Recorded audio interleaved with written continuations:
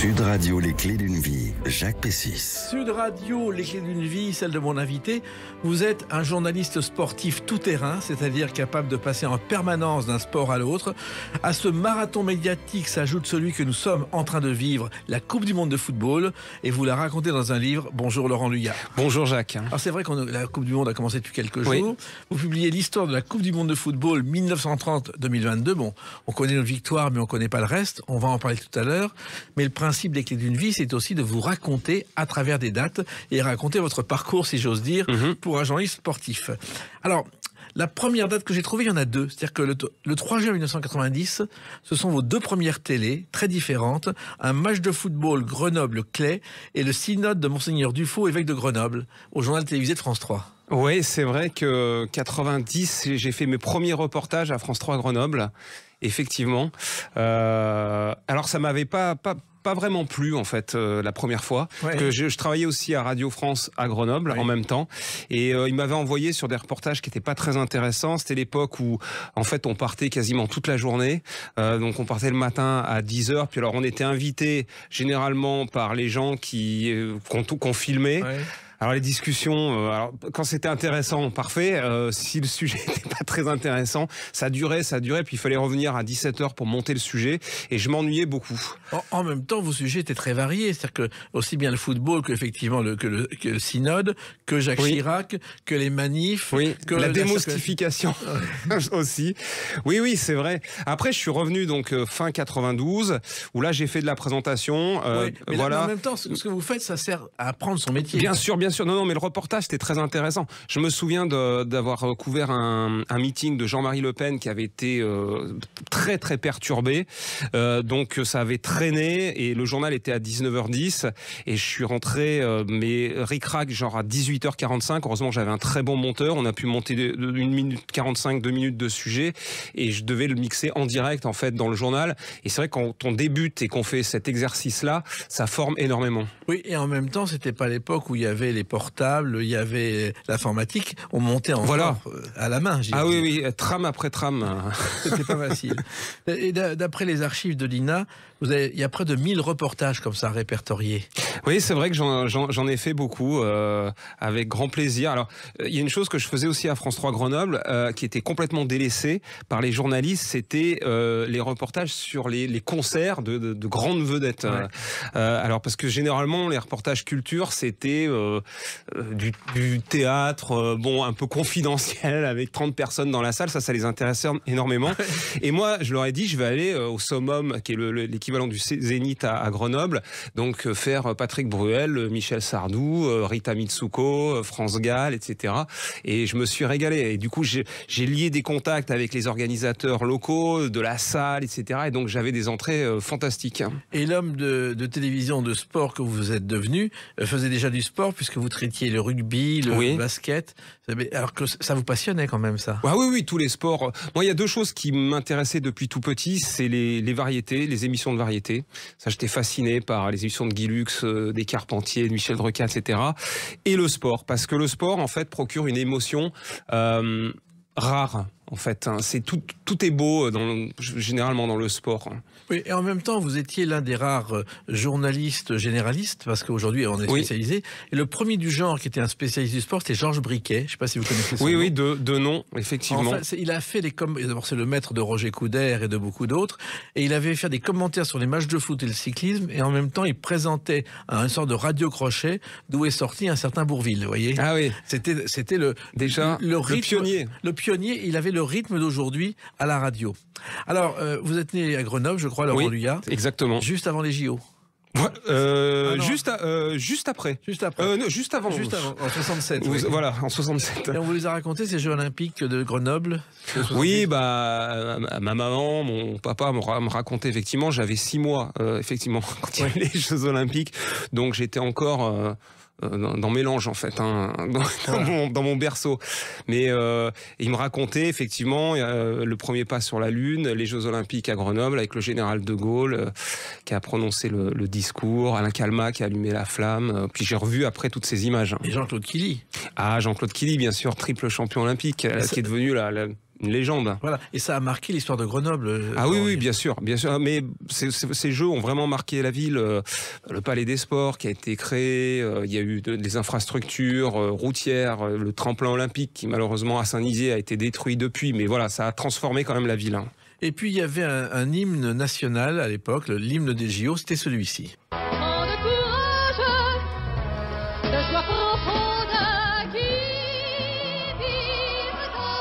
L'hymne des JO de Grenoble, par Christine Barre, ça s'appelle Sous un sol flambeau, je ne sais pas si vous connaissez. Alors non, là, bravo, parce que c'est la première fois que je l'entends. Et vous savez que l'auteur, c'est Michel Fugain. Ah, Grenoblois aussi, bien sûr. Exactement. Il avait fait le coup avec Patrice Laffont, ils étaient allés voir un copain, il n'y avait pas d'hymne, et il avait composé cet hymne en quelques minutes, et c'est devenu l'hymne des Jeux Olympiques. Et c'était l'époque où ils travaillaient ensemble, notamment pour Michel Sardou, en 65-66, effectivement. Exactement. D'ailleurs, Fugain en rit encore, parce qu'au départ, c'était un canular, et ça a marché.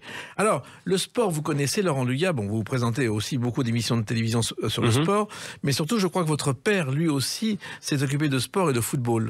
Oui, c'est vrai que j'ai baigné là-dedans aussi, ça a aidé. Il était dirigeant de foot et notamment, il travaillait au club de foot de Grenoble. Voilà, mon frère était gardien de but, voilà, et mon père m'emmenait au stade et c'est là que j'ai commencé à vibrer. Mais surtout, en fait, ce qui m'a donné la fibre, c'était une finale de Coupe de France où j'ai vu, j'étais petit, et en fait j'ai vu l'équipe qui a gagné, qui a remporté le trophée, et l'équipe qui a perdu avec des joueurs qui étaient abattus en larmes. Et je me suis dit, à cet instant, en fait, finalement, il y a toutes les émotions qui passent, de joie, de peine, de regret, et le sport arrive à véhiculer tout ça, et je trouve que c'est beau. Et vous ne pensiez pas à l'époque qu'être journaliste sportif et présenter des émissions de télévision sur le sport ? En fait, je me suis dit que c'était quand même un moyen, le sport, d'y arriver. De toute façon, je voulais faire, quand j'étais petit, dans ma chambre, j'avais 10-11 ans, et je faisais mes émissions de télé. En fait, j'avais une caméra factice devant moi, et je faisais une émission de variété, j'interviewais des chanteurs, je lançais des disques, etc. Et après, je me suis dit, de toute façon, je vais pas faire ce métier, commencer par ça, c'est impossible. Et je me suis dit, dans le sport, voilà, j'ai commencé comme pigiste, j'ai commencé vraiment au tout premier échelon, parce que j'étais pigiste au journal Le Progrès, il y avait encore une antenne à Grenoble, et je couvrais par exemple la Nationale 4 féminine de basket. Oui. Vous voyez, j'allais dans des petits patelins avec ma mobilette, mon crayon de papier, souvent parce qu'il pleuvait. C'était un ancien du Dauphiné libéré qui m'avait dit, prends toujours un crayon de papier, parce que s'il pleut, ça marchera toujours, alors que le bic, ça marchera pas si la feuille est mouillée. Encore une fois, c'est comme ça qu'on apprend son métier. Ben oui, mais ça paraît une autre époque pour les jeunes, qui maintenant font tout sur l'ordinateur ou le portable. Alors, il y a eu le lycée des Eaux Claires, c'est un des rares lycées qui porte le nom d'un quartier de Grenoble d'ailleurs. Oui, c'est vrai. Ça, j'ai passé juste la terminale en fait. Et qui s'est mal terminé, je crois que le bac, Roland Garros. J'ai raté. Oui, voilà, exactement. Qu'est-ce qui s'est passé? C'est vrai qu'en fin d'année, en fait, je regardais tous les matchs de Roland Garros et je me foutais un petit peu des examens. Comme beaucoup, c'est pas un exemple à suivre, mais voilà, j'ai raté. En plus, ma terminale, je foutais rien. En fait, c'est ça le problème. Mais quand j'ai redoublé, l'avantage, c'est que sans être prétentieux, je me suis baladé. L'année était vraiment tranquille, j'avais des très bonnes notes et j'ai eu le bac sans problème, par contre. Et vous avez eu des hauts et des bas à vos débuts. Il y a eu effectivement les matchs de foot de l'équipe de Grenoble que vous commentiez sur France Bleu déjà. Exactement. Il y a eu la météo des neiges. Oui, effectivement, parce que quand je suis revenu vraiment à France 3 Grenoble, j'ai commencé là aussi par la petite porte en fait, en faisant la météo des neiges.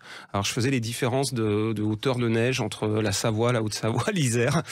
Donc, et j'essayais d'y mettre un peu d'originalité dans la façon de présenter ça. Voilà. Et quand elle est née, la météo des neiges à la télé, ça a fait scandale, parce que certains ont dit la météo des neiges, c'est pour les riches qui partent au sport d'hiver, et les pauvres, ils ne s'intéressent pas et on met ça à 20h30.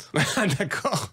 Ça s'est arrangé. Et puis, il y a eu effectivement le journal régional, vous êtes devenu présentateur. C'est ça. Comment ça se passe quand on débute et qu'on redevient présentateur d'un journal régional? C'est pas n'importe quoi, alors, Olivier. Oui, c'est vrai. Ça, c'est en 1996. Alors, bon, il y a toujours un cheminement, c'est-à-dire que je présentais le magazine des sports, qui était le dimanche co-présenté, on était deux, et dans le journal, j'étais là aussi, je faisais ce qu'on appelle les brèves, en fait, en plateau, le week-end. Et puis le rédacteur en chef s'est dit, tiens, au bout de 2-3 ans, il s'est dit, tiens, je vais le mettre en leader à présenter le journal. Donc là, c'est vrai que j'étais costard, cravate, et c'est vrai qu'il y avait une grosse actualité, on était en plein à l'époque dans les affaires Carignon, qu'il y avait plein de ramifications dans la région. région. Il y avait souvent des problèmes d'avalanche, des accidents de ski. Enfin voilà, il y avait souvent une grosse actu, malheureusement.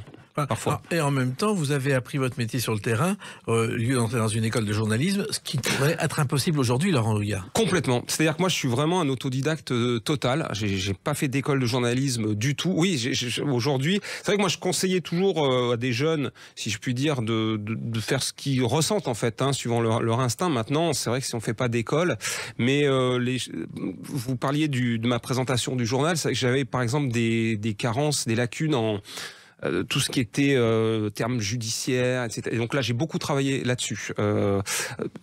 Voilà la différence entre une cour d'assises, un tribunal correctionnel.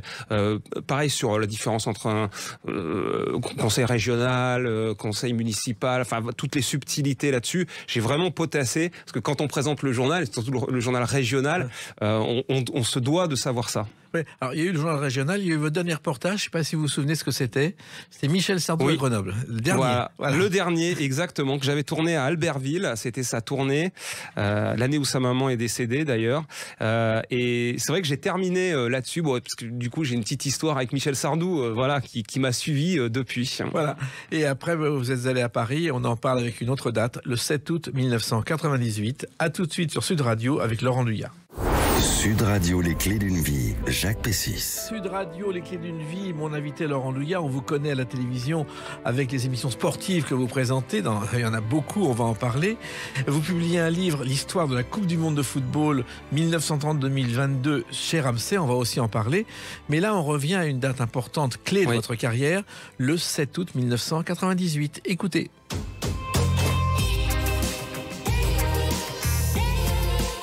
Début sur France 3 avec Tout le sport, qui est la première émission sportive quotidienne de la télévision. Voilà, exactement. Ça a été un grand moment pour moi. En fait, 3 ans avant, donc j'étais à France 3 Grenoble.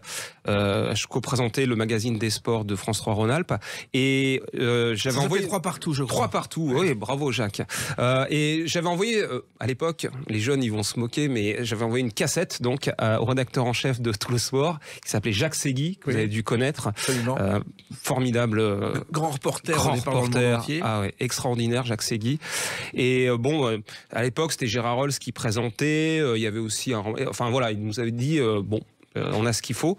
Et 3 ans après, il m'a rappelé. Alors je sais pas comment il a trouvé mon contact. Il avait besoin de quelqu'un pour faire des remplacements au mois d'août 98, et il s'est dit il y a un petit jeune à Grenoble qui pourrait faire l'affaire, et il a retrouvé. C'était vraiment le début des portables en plus de ça, et il m'a appelé. Il m'a dit est-ce que vous êtes disponible? Et donc je suis arrivé. Et quand je suis sorti, c'était marrant parce que c'était encore à l'époque. Cognac-G non, pas Cognac-G, mais pas loin à côté. Et je passais par les Champs-Élysées pour rejoindre mon hôtel, et je voyais l'Arc de Triomphe avec le soleil couchant, et j'avais l'impression d'être un peu le Rastignac là. Voilà, ça y est, enfin je suis monté à Paris, et j'avais pas encore, si je puis dire, réussi et fait mes preuves, mais voilà, j'étais heureux quand même. C'était un essai au départ qui s'est transformé. Oui, voilà, exactement. Donc après, j'ai fait toutes les vacances, Toussaint, Noël, etc. Et puis 1 an après, c'était Patrick Chen qui était le directeur des sports à l'époque de France Télé, et m'a recruté. Alors, la première émission, je ne sais pas si vous vous souvenez, vous avez une chemise à grosses rayures. Oui, c'est possible. Votre premier reportage, c'est lancé le match Le Havre-Metz. Ah oui. Oui. Alors, et vous avez l'air très décontracté. J'avais heureusement acquis cette expérience du plateau à France 3 Grenoble, parce que alors en fait j'avais une obsession. Je faisais donc le journal, parce qu'à l'époque c'était le journal à midi, il y avait un quart d'heure à midi 10 et les 20 minutes le soir, et en fait j'enregistrais toutes mes interventions. Donc c'était sur cassette, sur magnétoscope, et donc je me les revisionnais le soir, toutes, et je regardais. En fait, je ne regardais que les défauts, c'était une obsession. Donc je voyais, tac, le sourcil ça allait pas, le ton ça allait pas, là les mains c'était trop nerveux, etc. Et si je me trouvais pas bon, ça m'empêchait de dormir la nuit. Et au moins ça m'a permis de corriger les petits défauts, ce qui m'a donné effectivement peut-être cette aisance que j'avais. Alors, en arrivant à tout le sport, Laurent Louya, d'abord, je pense que vous regardiez cette émission. Bien sûr. Et vous découvrez des gens que vous connaissez qu'à travers la télévision. Bien sûr. Comme Henri Sagnier, par exemple. Henri Sagnier, bien sûr, qui avait ce côté battleur, qui avait d'ailleurs modernisé le 19-20 de France 3, le journal de 20h aussi de France 2, quelques années avant. Puis il y avait Gérard Rolls, qui était pour moi vraiment une référence. Justement, vous parliez d'aisance. Gérard, pour moi, c'était un modèle d'aisance. C'était quelqu'un qui se déplaçait avec un naturel total dans n'importe quelle situation, sur le plateau ou en extérieur. Et c'est vrai que si je me suis inspiré de quelqu'un, c'est de lui à ce niveau-là. Alors, il se trouve aussi que à cette époque, on parlait très peu de Tout le sport. C'est-à-dire que c'est une émission qui est un peu oubliée aujourd'hui, Tout le sport. En plus, c'est une émission alors à l'époque, qui cartonnait. Hein. Ça faisait des millions et des millions de téléspectateurs. Bon, là, aujourd'hui, elle est encore à 19h45 avant le prime, hein, sur la 3. Et il y a 1,5 million, 1,8 million parfois. Donc, ça fait quand même... Mais bon, comme c'est une émission qui est installée, qui a, je ne veux pas dire de bêtises, qui a bientôt 30 ans, elle fait partie des meubles, on va dire, hein, c'est pour ça. Et parmi les émissions que vous avez animées, il y a eu le 23 juin 2019, Laurent Louya, Place de la Concorde, une journée olympique. Ça, c'était une émission importante aussi. Oui, pour parler des JO de Paris. Voilà. Ouais, c'est ça, on était 5 ans avant, donc voilà. Effectivement. Et d'ailleurs, les JO, vous les avez vécus beaucoup. Oui. Je crois que le premier, c'était les JO de Sydney en 2000, que vous avez présenté tout seul alors que vous deviez être plusieurs. Alors là, je peux vous raconter l'anecdote. C'est que donc je venais d'arriver, je venais d'être titularisé au sport, et donc Patrick Chen me dit, il y a 16 heures d'antenne de direct par jour, tu seras un des 3 présentateurs, donc il y aura Pierre Sled, Gérard Rolls et toi, vous allez vous partager les 16 heures d'antenne. Et donc moi, forcément, avec le décalage horaire, je faisais la nuit, en heure française. C'est-à-dire que je prenais à 23 heures jusqu'à 4-5 heures du matin. Ensuite, c'était Pierre Sled et ensuite Gérard Rolls. Donc ça, il me dit ça. Les JO ont lieu au mois de septembre 2000. Et il me dit ça, donc 8-9 mois avant.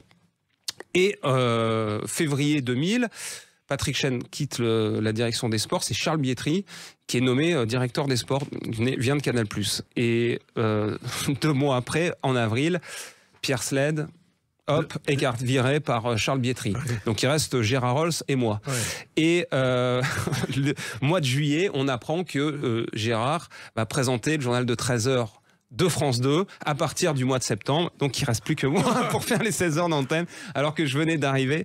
Donc Charles Bietri a décidé, il avait recruté Christophe Josse de Canal+, et il nous a dit vous allez vous partager les 16 heures, vous allez faire des sessions 4 heures, 4 heures, 4 heures, 4 heures. Oui, vous allez vous relayer. On apprend son métier, mais c'est fatigant. Ah là, je peux vous dire que si vous avez une petite boule quand vous êtes à l'antenne, je peux vous dire qu'après ça, quand vous faites 8 heures d'antenne par jour, vous n'avez plus aucun stress. Hein.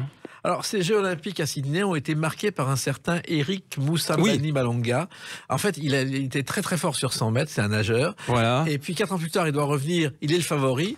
Simplement, les autorités de son pays ont perdu la photo de son passeport. Il n'a jamais pu venir aux Jeux Olympiques. Ouais, c'est ça. Non, mais lui, c'est incroyable. Puis il est de Guinée équatoriale. Et effectivement, en 2000, il a étonné le monde entier parce que sur 100 mètres, il a mis le triple du temps normal parce qu'il s'était jamais entraîné, il avait jamais eu d'infrastructure, de piscine, etc. Mais il est allé au bout, il a terminé tout seul. Et cette image, elle a fait le tour du monde. Ça fait partie aussi de la magie des Jeux. Il y a eu ensuite Salt Lake City, 2 ans plus tard. Oui. Là aussi, vous êtes de revue. Ah, mais oui, c'est vrai que j'ai eu la chance de tous les faire, tous les 2 ans. Jeux d'hiver, jeux d'été. Alors parfois à Paris, malheureusement, quand le studio est à Paris, c'était le cas de 2002. Il y a eu 2006, 2008, on est resté à Paris, et puis ensuite sur place, où là, c'est quand on est dans le pays, puis on est au contact des athlètes, voilà. Mais c'est très spécial de présenter les Jeux Olympiques, Laurent Louya. C'est pas comme une présentation classique. Alors déjà pour moi c'est le plus grand événement de sport planétaire. Je le place même devant la Coupe du Monde de foot, hein, qui est quand même très haut. Mais les Jeux Olympiques, il y a tout en fait. C'est-à-dire que l'humain entre en jeu. C'est pas tous les athlètes en fait ne courent pas pour de l'argent spécialement. Ils courent pour leur pays, pour avoir une médaille. C'est la récompense de 4 ans de travail. C'est tous les sports, tous les athlètes qui se mélangent du monde entier, et ça crée une ambiance exceptionnelle. Et c'est vrai que la façon de le présenter. Il y a tellement de sports que voilà, il faut choisir les bons moments à chaque fois. Faut rien louper, faut pas louper une médaille surtout, sinon alors on se fait insulter.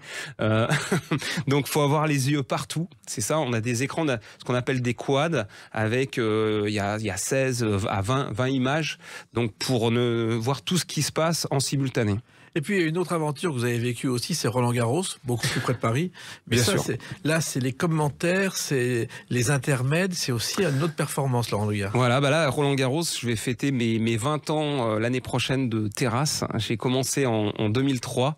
Effectivement, et je me dis toujours que j'ai une chance inouïe parce qu'il y a un présentateur de Roland-Garros qui est sur la terrasse et qui l'est depuis 20 ans et c'est moi. Et je me dis toujours la chance que tu as de pouvoir transmettre la passion aux téléspectateurs, c'est-à-dire faire le lien entre les matchs, recevoir, parce qu'on a la chance de recevoir tous les grands joueurs, ce qui est quand même rarissime, il faut le dire. Vous voyez, Nadal, Djokovic, Federer, etc., ils viennent tous les ans, en fait. Et c'est comme si en Coupe du Monde, TF1, qui diffuse la Coupe du Monde, recevait sur son plateau, dans le magazine, Lionel Messi, Cristiano Ronaldo, Karim Benzema, à chaque fois. Vous voyez, c'est impossible. Là, en tennis, les joueurs acceptent et ce sont des moments fabuleux. Alors, quand on voit les images des années 60 de Roland-Garros, il y avait personne, il y avait quelques... C'est sûr. Et c'est une attachée de presse, Juliette Mills, qui était comédienne, qui a commencé à faire venir les premières stars à Roland-Garros, et c'est comme ça que ça a démarré. Ah, je savais pas que c'était elle. C'est elle qui a commencé comme attachée de presse à amorcer le truc, avec quelques petites stars qui sont venues, et ça a marché. Ah ouais. Puis après, il y a eu les Belmondo, Charles Gérard. Ils sont venus directement. Ils sont venus, Pierre Richard, etc. Et puis après, c'est vrai que Yannick Noah fait beaucoup, hein. Exactement. Pour Roland-Garros, mais avant lui, il y a eu Connors, McEnroe et tout ça. Borg, bien sûr. Hein. Et il y en aura d'autres. Et puis, un autre sport qui vous intéresse, Laurent Luyard, on en parle dans quelques instants avec une autre date, le 3 juillet 2005. A tout de suite sur Sud Radio avec Laurent Luyard. Sud Radio, les clés d'une vie, Jacques Pessis. Sud Radio, les clés d'une vie, mon invité Laurent Luyard. On a parlé de vos débuts à Grenoble, de vos débuts à la télévision où vous officiez encore aujourd'hui avec tout le sport. Il y a ce livre, l'histoire de la Coupe du Monde de football 1930-2022 chez Ramsay. On est en plein dedans, on va en reparler. Et puis une date importante aussi dans votre carrière de journaliste sportif télévision, 3 juillet 2005. C'est vos débuts dans le village départ. C'est ça. Vous commentez l'étape, je crois que pour cette première, c'est en Vendée. Alors, effectivement, 3 juillet 2005, vous avez bonne mémoire. Village départ, c'était l'émission avant l'étape. Donc c'était Daniel Bilalian, le directeur des sports, qui me confie cette émission, puisque c'était Henri Sagnier qui la faisait avant moi, et Henri est passé commentateur des étapes. Donc il me propose cette émission-là, et on attaque d'ailleurs avec Cheryl Crow en invité, et Elodie Gossuin, je me souviens, c'était nos deux premières invitées. Et Cheryl Crow était là parce qu'elle était à l'époque fiancée avec Lance Armstrong. Exactement. Qui a gagné le tour, mais qui a été déclassée. Voilà, vous savez tout, effectivement. Et si vous voulez, cette émission était à 11h du matin. Pour tout vous dire, on faisait des audiences à 300 000... et ensuite, elle est passée en 2009 à 13h. Et là, forcément, à 13h, on est passé de 300 000 à 1,5 million. Et cette émission, j'ai eu la chance, je vous parlais des émissions de variété que j'avais envie de faire quand j'étais petit. Voilà, j'en ai fait en fait une émission de variété. C'est-à-dire que là, j'avais carte blanche, et je remercie encore Daniel Bilalian. C'est-à-dire que je l'ai transformé, il y avait du sport, il y avait le résumé de l'étape de la veille, etc. Et en fait, j'ai enlevé tout le côté sportif, parce que je pense que les gens n'aiment pas qu'on mélange les deux. C'est-à-dire que ceux qui veulent voir du sport... Après, j'ai présenté Vélo Club, je présente Vélo Club maintenant après l'étape. Là, on parle à 100% de vélo. En fait, on débriefe l'étape, c'est ce que les téléspectateurs ont envie d'entendre. Avant... En fait, c'est que l'aspect festif du Tour de France. C'est-à-dire la gastronomie, le patrimoine, des chansons, de la fête. Et en fait, cette émission, donc, elle a évolué. On a commencé avec une pauvre table en fer et des chaises limite rouillées. Et on a fini avec un barnum. On avait 2 carloges, on avait une scène, le coin cuisine, le coin des défis, etc.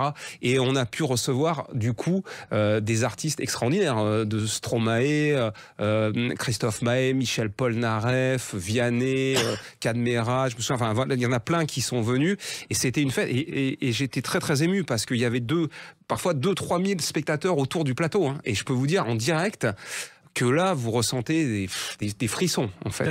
Et pour la première, il y avait notre ami Vincent Ferniaud, qu'on retrouve le dimanche sur Sud Exactement, Radio, voilà. qui est venu parler gastronomie. Voilà, Vincent qui a fait les 5-6 premières années de Village Départ. Alors, il se trouve qu'effectivement, c'est une fête populaire, le Tour de France. La tradition du Tour, on voit encore ces images des années 50, où il y a sur une sorte de caravane, la cabane au Canada de Lynn Renault, qui fait le Tour de France. Ah, mais c'était extraordinaire, parce que Lynn Renault, elle m'avait raconté ça, effectivement, que ma cabane au Canada était un tube. Mais à l'époque, donc il n'y avait pas de télévision, quasiment personne n'avait la télévision, et en fait les gens ne connaissaient pas son visage. Et Loulou Gasté, je suis pas sûr qu'il était déjà son mari, mais il était son agent. Si, c'est son fiancé. Ils étaient fiancés, voilà. Ouais. Et il lui dit: écoute, pour te faire connaître, il faut que tu fasses le Tour de France. Pendant 3 semaines, alors elle faisait donc la caravane, elle remettait le maillot au vainqueur. Et le soir, elle chantait sur le podium. Et avec donc des photographes partout. Et au bout de 3 semaines, tout le monde savait qui était Lynn Renault qui chantait Ma cabane au Canada. Et la chanson, elle l'avait trouvée sur une feuille de papier, presque dans la poubelle du piano, en rangeant, en faisant le ménage. Ouais. Et tiens, ça a l'air pas mal cette chanson, et c'est comme ça qu'elle est née. Elle a bien fait. Alors, il y avait aussi Yvette Horner qui bien sûr. faisait Qu'on a reçu aussi, Yvette, dans l'émission extraordinaire, qui nous racontait que, parce qu'elle était perchée avec son accordéon, donc pendant parfois 4 heures, 5 heures, puis elle aura tous les vents, etc. Alors elle avait tous les moustiques dans la figure, etc. C'était une épreuve quand même pour elle. On peut plus imaginer ça aujourd'hui, Laurent Dugas. Impensable. Et personne n'oserait faire ça aujourd'hui. Pourtant, ça marcherait. Mais oui. Alors, le vélo, vous l'aviez connu déjà, je crois, à Grenoble, puisqu'il y avait eu les 6 jours de Grenoble. Oui, bien sûr. Que vous aviez commenté. Voilà, les 6 jours. Alors ça, c'était des longues soirées, pendant 4 de 20 heures jusqu'à minuit, dans une ambiance festive. Et ça, avec les cyclistes qui tournent autour de vous. Voilà. Mais c'était une tradition. J'adorais ça, les 6 jours cyclistes, et qui a disparu, malheureusement. Elle a été remontée à Paris par Jacques Chirac, mais elle datait d'avant-guerre. Oui, à Bercy, je crois. Oui. Ouais. Mais c'était quelque chose... Oui, c'était au Veldiv. Au Veldiv. Ouais. Et ça fonctionnait très bien. Et ça fonctionnait très bien. Les gens venaient aussi manger, enfin, les saucisses, frites, etc. Il y avait une ambiance, donc il y avait l'accordéon, les orchestres, etc. Donc, plus le vélo, voilà, tout cela se mélangeait. Vous auriez aimé connaître cette époque, non? Les 6 jours de Grenoble, j'ai connu un peu quand même cette ambiance-là. Alors, il y a eu le Village Départ, mais votre consécration, c'est quand même ça. Ah oui. Stade 2. Oui. Vous devenez présentateur de Stade 2. C'est vrai. C'est vrai. J'en ai fait beaucoup. J'ai dû faire 300 émissions depuis 2001. Là, c'était aussi Charles Bietri qui m'a proposé de remplacer Christian Prudhomme en l'été 2001, puisque Christian commentait le Tour de France. Après, il prenait des vacances, donc je faisais tout le mois de juillet et août. Et c'est là j'ai fait mes premiers pas comme présentateur de Stade 2. Et ensuite, je suis devenu le présentateur. Ouais. Et Stade 2 a été créé par Robert Chapat. Oui, 75. Voilà, dont le fils Dominique Chapat, oui, qui est spécialiste de l'auto, est né à Grenoble. Ah, il est né à Grenoble aussi. Ouais. Ah, je savais pas. Ah oui, comme quoi il y a toujours un lien avec les Grenoblois. Et c'est vrai que Stade 2, vous le regardiez lorsque vous étiez à Grenoble. Bien sûr. C'était quelque chose d'important. C'est l'émission mythique quand même de sport. Il y a Stade 2, il y a Téléfoot. Voilà, ce sont les 2 émissions les plus anciennes, Automoto aussi, je crois, du sport. Mais Stade 2, c'est l'émission Omnisport, comme vous l'avez dit, Robert Chapat avec toute une bande de pionniers. Et ensuite, l'émission a évolué. Alors, il y a eu Gérard Ross, il y a eu Patrick Chen, etc. Plein de gens qui ont présenté. Donc c'était aussi un honneur de leur succéder. Et quand on se retrouve justement dans cette émission qu'on a regardée à la télé à Grenoble, qu'est-ce qu'on ressent, Laurent Dugas? C'est vrai qu'il y a un peu de fierté. Et puis bon, après, pour tout vous dire, on s'y fait. Chaque dimanche, voilà. Le tout, c'est d'arriver à... Ce qui était incroyable, c'est que je me souviens en 2004-2005, on faisait des audiences faramineuses. On faisait plus de 20% à l'époque. C'était à 18h. Pourtant, je me souviens, on avait la ferme célébrité en face sur TF1. Mais bon, à l'époque, il n'y avait pas la TNT. Il y avait 6 chaînes. Bon, mais je me souviens d'un dimanche où on avait fait 19,9. Et le lendemain, on s'était fait engueuler par Daniel Bilalian, dire attention, faire attention. Aujourd'hui, on ferait 19,9, ça serait Jéroboam de Champagne toute la semaine. Mais c'était aussi une bande de copains, vous entrez dans un univers très précis. Oui, c'est vrai. Alors après, il faut gommer aussi, on essaie quand même de gommer les private jokes, en fait. Parfois, il y avait tendance dans cette émission à sortir des blagounettes qui faisaient rire que les gens autour de la table, en fait. Donc ça, c'est... Bon... Il y en a vu une qui est très célèbre. Un jour, je ne sais pas si vous le savez, Laurent Luyat, Thierry Roland dit « Je vais citer Laurent Fignon dans le Tour de France ce soir ». Vous connaissez l'histoire? Oui, racontez-la. En fait, je crois que c'était un pari. Et qu'il fallait trouver un moyen de citer Laurent Fignon. Et comme Laurent Fignon était mal, il a commencé à sortir et il est dans le trou Fignon. C'est ça. Ça a fait scandale, je crois. Ça a fait scandale. Bah bon, avec Thierry, on était habitués au scandale. Thierry Roland, qui avait débuté avec Michel Drucker, terrorisé par Léon Zitrone, dans l'ancêtre de ses émissions qui était Sport Dimanche. Je ne sais pas si vous l'avez connu. Oui, bien sûr. Ah bah Thierry, j'étais assez proche de lui. Il avait gentiment accepté ce que j'ai fait un clip pour rigoler qui s'appelle No Sport, No Stress, et il a accepté d'être dans le clip. En plus, je connais très bien son épouse Françoise Boulin, grande réalisatrice avec laquelle je travaillais à Roland-Garros. Et voilà, Thierry, grand amateur de cigares, bon vivant. C'était un personnage qui nous manque énormément. Oui. Et cette chanson No Sport, No Stress, justement, on va l'écouter. Je suis comme Churchill. Je fais pas de sport, je la joue tranquille. Mais pas de panique. Alors, vous chantez aussi, Laurent Luyat. Oui, je chante pas beaucoup quand même dans la chanson. Mais c'était un pari aussi, là, avec des potes. On s'est dit, tiens, si on faisait une chanson, c'était avant les JO de Vancouver 2010, les Jeux d'hiver. On s'est dit, tiens, pour la promo, si je faisais quelque chose de différent d'habitude, qui pourrait intéresser les journalistes. Et on a fait ce clip, alors complètement délirant, alors où je me moque de moi. C'est-à-dire, je suis le journaliste de sport qui ne fait pas de sport, qui aime le sport, mais qui n'en fait pas. Il y en a beaucoup, cela dit, de journalistes sportifs qui font pas de sport. Et en même temps, c'est sûr. Mais en même temps, c'était une façon aussi de dénoncer tous les interdits dans notre société de plus en plus nombreux. Voilà. C'est-à-dire, on peut plus fumer, on peut plus rouler vite, on peut plus. Alors, parfois c'est bien de plus fumer dans des endroits clos, ça y a pas de souci. C'est bien de pas rouler comme des tarés. Mais je veux dire, à chaque fois, il y a des libertés qui nous sont quand même restreintes de plus en plus. Et là aussi, vous êtes en avance sur votre temps, parce que quand vous avez fait cet enregistrement, il n'y avait pas autant d'interdits qu'aujourd'hui. Non. Voilà, donc finalement c'est une chanson avant-gardiste, Jacques. Alors il y a le slogan « Il est interdit d'interdire ».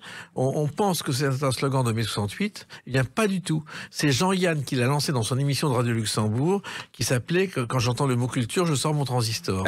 Il faisait le dimanche matin. Et c'est une formule de Jean-Yann qu'on attribue à beaucoup d'autres. Avant mai 68 ? Avant 68. Avant 68. Et ils l'ont peut-être repris en mai 68. Ils l'ont repris après, mais c'est du Jean-Yann. D'accord. Alors, et des gens comme Zitrone, vous les avez connus, Léon Zitrone? Ah non, j'ai rencontré une fois, enfin pas personnellement, c'était il y avait Interglace à Grenoble, l'émission, donc il présentait avec Guy Lux. Et parce que ma première interview c'est Guy Lux en fait, de toute ma vie. Oui, j'étais au Progrès, j'y suis allé au culot et j'avais pas du tout de comment. En plus, je faisais comme je vous disais, je faisais la promotion d'honneur régionale de foot, donc le dimanche après-midi. Mais Guy Lux passait et donc je suis allé le voir au Palais des Sports à la répétition. Et je lui dis voilà, je suis journaliste au Progrès, je voudrais faire une interview de vous. Ah, super. Alors il m'a dit est-ce que vous pouvez m'emmener à mon hôtel qui était à côté? Je me suis dit oh là là, j'avais une vieille voiture, une voiture d'occasion pourrie que j'avais dû payer 300 €. Je lui dis il va monter dans cette voiture, la honte. Et puis bon, je pouvais pas faire autrement, donc je l'ai ramené. Et puis on est allé au bar, il m'a payé un coup et j'ai fait une interview qui était vraiment, il était vraiment super. Parce que Guy Lux avait plein de choses à dire dans tous les sens. Bien sûr, c'était en 86. Oui. Donc voilà, il en avait un marre des variétés parce que pour lui les artistes jouaient plus le jeu comme auparavant. Donc voilà, il voulait faire autre chose. Il n'a pas arrêté d'inventer Guy Lux. Oui. Et l'émission de variété des années 60, c'était un gros succès. Vous avez raison, et j'adorerais en fait faire un documentaire sur lui. Pour l'instant, j'y arrive pas. J'essaye parce que c'est vrai qu'il a inventé la télévision interactive. La première émission, c'était La Une est à vous. C'est quand même lui. Il y en a eu un sacré paquet depuis. Alors, vous avez fait de la télévision, vous en faites toujours. Vous avez fait de la chanson, mais aussi du cinéma dans Affaires de famille. Oui, si on peut appeler ça faire du cinéma. C'était, on dirait, un petit rôle de passage. Affaires de famille, j'étais commentateur. d'un match. Oui, d'un match de foot à Grenoble. Entre le GF38 et Dijon. Voilà. Et GF38, c'est le club de foot de Grenoble, Grenoble Foot 38, voilà, que je suis depuis tout petit. Voilà, et qui n'a pas toujours eu de très bons résultats. Non, malheureusement. Alors j'ai vécu la montée quand même en Ligue 1. Oui. C'était en 2008. J'étais encore à Europe 1, je faisais les multiplex de foot. Et je me souviens, donc on était dans le studio Coluche et j'avais fait venir un pote de Grenoble qui vit à Paris. Et donc voilà, on avait amené le champagne, etc. Et ensuite on est sorti, on est allé sur les Champs-Élysées à côté. On était tous les deux à hurler la victoire de Grenoble avec tous les Parisiens qui nous regardaient avec des yeux comme ça. Qu'est-ce que c'est voilà, ça a été un souvenir fantastique. Grenoble en Ligue 1. Malheureusement, ça n'a pas duré longtemps, ça a duré 2 ans. Et après la chute a été rude, oui. Eh ben, il y a eu d'autres rencontres de football et vous les évoquez dans ce livre, l'histoire de la Coupe du Monde de football, dont on va parler dans quelques instants à travers une autre date, le 11 octobre 2022. À tout de suite sur Sud Radio avec Laurent Luyat. Sud Radio, les clés d'une vie, Jacques Pessis. Sud Radio, les clés d'une vie, mon invité Laurent Luyat. Donc on a parlé avec vos activités de télévision, avec tous les sports que vous présentez. Il en est un que vous mettez en lumière aujourd'hui à travers ce livre, l'histoire de la Coupe du Monde de football 1930-2022 chez Ramsay. Ça tombe bien puisqu'elle a commencé voici 3 jours. Pourquoi ce livre d'abord ? J'avais déjà fait le même livre avec le championnat d'Europe de foot, donc où je racontais tous les championnats d'Europe depuis leur création. Alors là, c'était 1960 pour l'Euro. Et je voulais faire la même chose pour la Coupe du Monde, qui est un des 3 plus gros événements sportifs au monde. Je vous parlais tout à l'heure des JO. En 2, pour moi, il y a la Coupe du Monde de foot. Et en 3, il y a le Tour de France. En plus, on va en parler, mais c'est vrai que ça déborde du cadre sportif, c'est-à-dire que ça rejoint souvent la grande histoire aussi. Et donc je raconte toutes les Coupes du Monde depuis la toute première en 1931. Alors on se souvient bien sûr de nos 2 victoires, mais le reste on a un peu oublié, car finalement c'est une histoire assez méconnue, la Coupe du Monde de Laurent Luyat. C'est vrai qu'il y a plein d'histoires incroyables. Déjà rien que la première, en fait il y avait 4 équipes. La première elle se déroulait en Uruguay. En 1930. 1930. Et en fait on avait 4 équipes européennes et les déplacements en avion étaient très rares, c'était dangereux, donc il fallait y aller en bateau. Et déjà, il y avait 2 semaines de traversée. Donc vous imaginez, pour les joueurs, rester 2 semaines sur un bateau. Alors il y avait une salle de gymnastique pour entretenir le corps, etc. Mais souvent, ça partait en live, comme on dit. Ils faisaient plus la fête qu'autre chose. Donc ils arrivaient avec quelques kilos en trop et une forme pas olympique. Voilà. C'est vrai qu'effectivement, aujourd'hui, quand les champions se déplacent, c'est en jet privé ou en avion. C'est sûr. Mais même, j'ai reçu, voici quelques jours, Yannick Noah qui me racontait que son père, Zachary, avait fait du football. Il était en équipe de Sedan. Oui. Et en 1961, il vient à Paris pour la Coupe de France et il prend le train à la gare de l'Est. On n'imagine pas qu'on faisait le train de Sedan à Paris. Et puis c'est tout. Non, c'est vrai que c'était une autre époque, ça c'est certain. Après aujourd'hui, il y a aussi des stars. C'est compliqué de faire prendre le train à Messi ou Neymar ou Mbappé. Oh, ce sont des locomotives, ils pourraient. Ouais. Alors, à l'avant. Il se trouve aussi que l'inventeur de la Coupe du Monde, on l'a oublié, c'est un Français qui s'appelle Jules Rimet. Avocat au départ. C'est vrai. Non, mais les Français sont à l'origine de la Coupe du Monde, du championnat d'Europe également. Et c'est vrai que d'ailleurs, il y a une Coupe du Monde, je ne sais plus laquelle, où à l'époque, le président de la Fédération française, l'équipe de France s'était pas qualifiée, et dit oui, mais attendez, nous, c'est quand même nous qui avons créé la Coupe du Monde, on devrait quand même être qualifiés d'office. Ouais, ils étaient un peu gonflés quand même à l'époque. Mais en même temps, cette Coupe du Monde, c'était pas un événement aussi fort qu'aujourd'hui. Ah non, c'est sûr. Je pense que ça a vraiment pris de l'ampleur dans les années 60, en fait. Bon, en France, il a fallu attendre 1958 avec une fantastique équipe de France, avec Juste Fontaine, qui depuis est toujours le recordman du nombre de buts, 13 buts en Coupe du Monde. Il y avait Raymond Coppa, etc. Et la France a terminé 3e en 58. Donc là, c'est vrai que ça a marqué quand même les esprits. Et puis après, il y a eu la couleur aussi. Puis si vous voulez, les premières Coupes du Monde télévisées, les matchs, on les voyait pas en direct.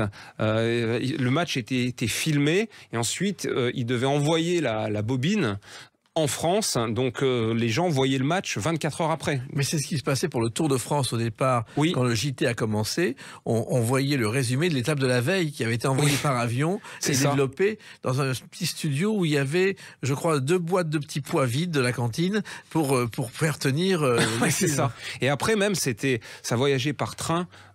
Les bobines. Alors il y avait un gars à moto qui amenait jusqu'à la gare la bobine. Ensuite, dans un sac, le sac voyageait en train. Il y avait quelqu'un qui le réceptionnait pour l'amener au montage. Enfin voilà. Mais Juste Fontaine, vous en parliez et vous racontez dans votre livre, Laurent Louya, que même lui n'a pas réalisé ce qu'il se passait quand ils ont fait la Coupe du Monde en 58. Non, c'est pour dire que ça n'avait pas l'impact que ça a aujourd'hui, hein, depuis des années. Il a réalisé un exploit qui, je pense, ne sera jamais battu. 13 buts en Coupe du Monde, ça n'arrivera jamais. Non. Alors après, il faut dire quand même une chose, c'est que à l'époque, les équipes se connaissaient justement parce qu'il fallait voyager, c'était compliqué. Donc les équipes ne se connaissaient pas vraiment. Donc il y avait des équipes qui étaient quand même très faibles et vous pouviez gagner des matchs 8-0, 11-2, donc marquer énormément de buts. Voilà. Aujourd'hui, ça devient même une petite équipe entre guillemets. Souvent, elle est accrocheuse et si vous gagnez 1-2-0, c'est déjà bien.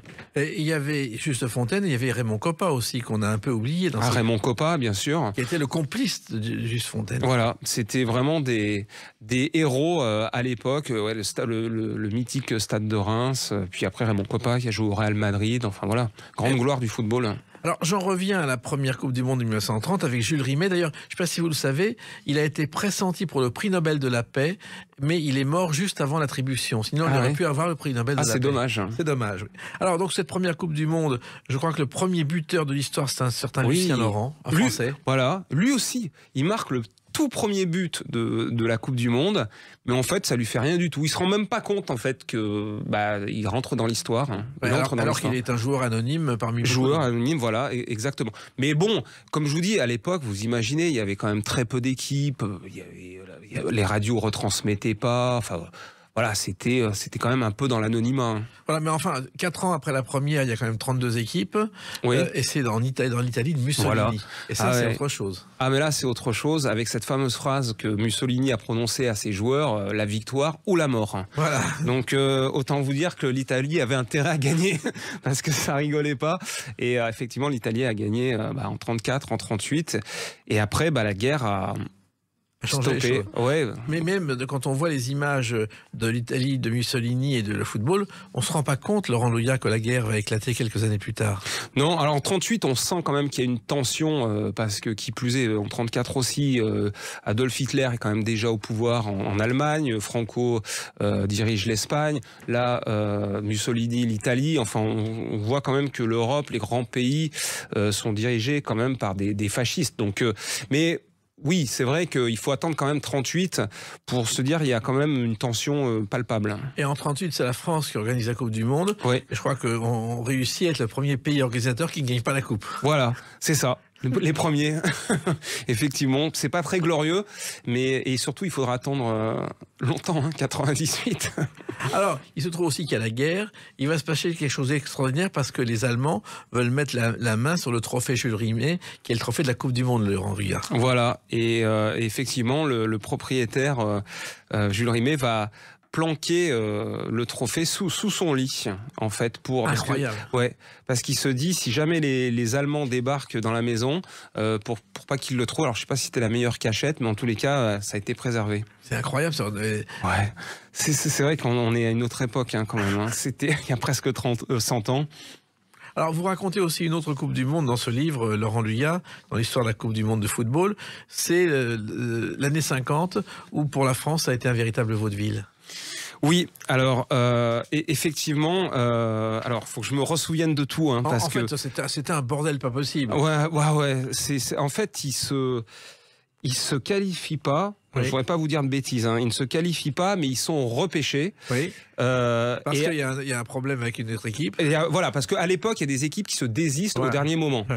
Pour des problèmes financiers, des problèmes de déplacement. Il y a même l'Inde qui est qualifiée, et en fait, les joueurs voulaient jouer pieds nus. Oui. Et les organisateurs disent non, c'est pas possible, c'est dangereux, etc. Non, donc on n'y va pas. Ouais.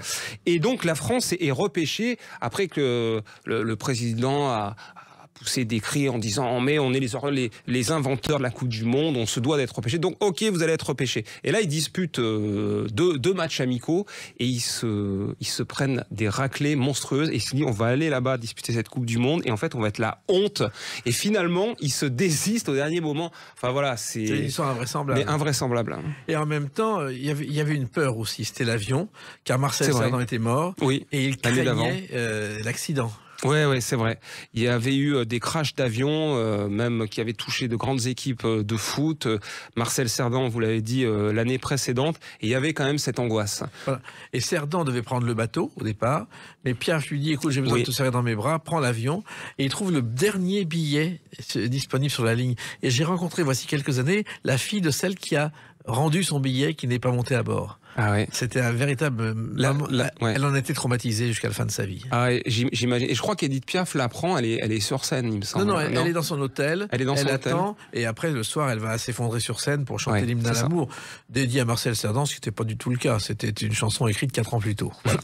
Alors, le Brésil, donc on en a parlé, Pelé, ça a été la grande star du football. 1000 buts. C'est ça, 1000 buts. Et là, en 58, la fameuse Coupe du Monde en 58, remportée par le Brésil avec un Pelé qui a 17 ans. Hein. Oui.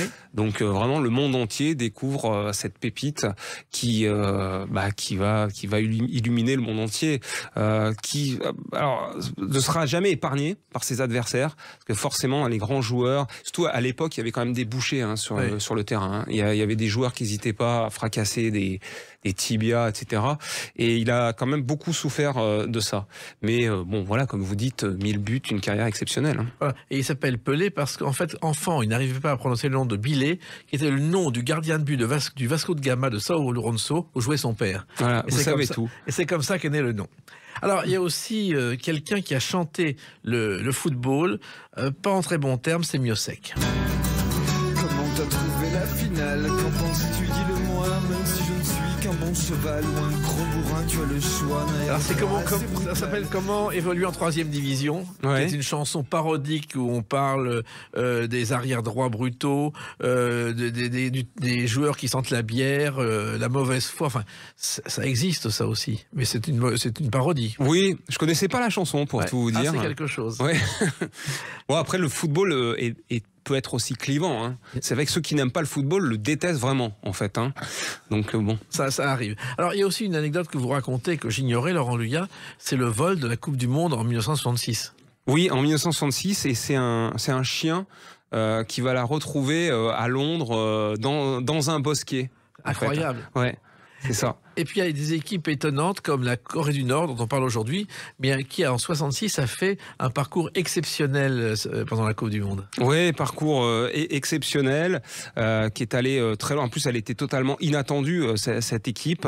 Et après son élimination, le retour a été compliqué là-bas parce que des joueurs ont disparu, on ne sait pas ce qu'ils sont devenus, on ne sait pas s'ils ont été sanctionnés. Enfin voilà, c'est assez terrible. Et en même temps, l'Italie avait perdu face à eux et ils ont été accueillis dans leur pays par les tomates. Voilà, aussi. Oui, parce que les tifosi peuvent être assez cruels aussi. Hein.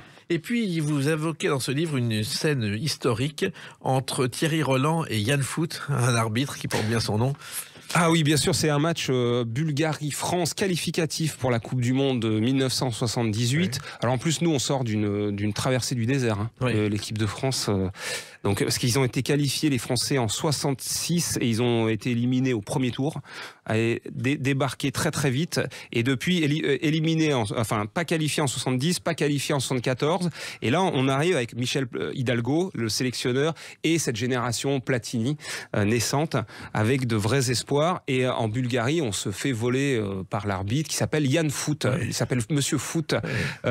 Et donc déjà, il siffle pas un penalty, il siffle un coup franc imaginaire, etc. Et à un moment donné, la cocotte minute, Thierry Roland explose et il dit à l'antenne, Monsieur Foot, vous êtes un salaud. Et vous imaginez à l'époque, en 1976, voilà, c'est la télé giscardienne quand même, ce genre de choses, on n'entendait jamais. Et heureusement, il n'y avait pas de portable, parce que je crois que sinon le patron de la direction d'Antenne 2 à l'époque l'aurait appelé pour le virer, mais il n'a pas réussi à le joindre, surtout que les lignes se sont coupées très peu de temps après la diffusion du match. Et entre-temps, il y a eu le Standard a explosé avec des gens qui soutenaient Thierry Roland. Les joueurs, Michel Hidalgo le premier a dit après à Thierry Roland dans le vestiaire, si tu as besoin de quoi que ce soit, si tu as besoin de soutien, tu peux compter sur nous. Et surtout, il y a eu donc une avalanche de lettres de téléspectateurs. Vous savez, vous vous souvenez quand c'était dans les sacs postaux, les lettres, les cartes postales, pour soutenir Thierry Roland. Et finalement, il n'a eu qu'un blâme. Mais il se fait engueuler le lendemain par Robert Chapat dans Stade 2. J'ai revu l'image où Chapat, un petit peu quand même en bon papa, là, dit pas bien, hein, ça ne peut plus refaire. Hein. Oui, ça c'est pour rire. Mais Yann Foot, lui, il l'a rencontré 10 ans plus tard et Yann Foot lui a avoué qu'il avait peur des représailles s'il avait bien gagné. Oui, parce que le public était chaud bouillant et prêt à commettre peut-être les pires choses. Et il a franchement eu la trouille. En tout cas, il y a beaucoup d'anecdotes dans ce livre, l'histoire de la Coupe du Monde de football 1930-2022 chez Ramsay. C'est le moment ou jamais de le lire. Merci Laurent Louillat de l'avoir écrit. Puis continuez à défendre le sport à la télévision. Merci beaucoup, avec grand plaisir. Merci pour votre accueil. Avec joie comme d'habitude. Les clés d'une vie, c'est terminé pour aujourd'hui. On se retrouve bientôt. Restez fidèles à l'écoute de Sud Radio.